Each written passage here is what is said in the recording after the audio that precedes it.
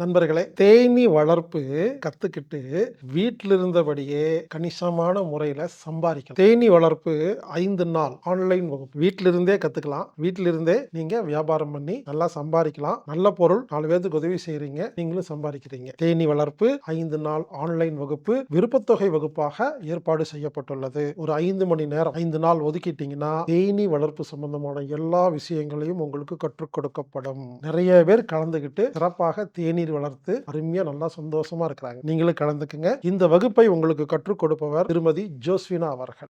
இந்த வகுப்பு மே 11ஆம் தேதி முதல் 15ஆம் தேதி வரை ஆன்லைன் மூலமாக நடைபெறுகிறது.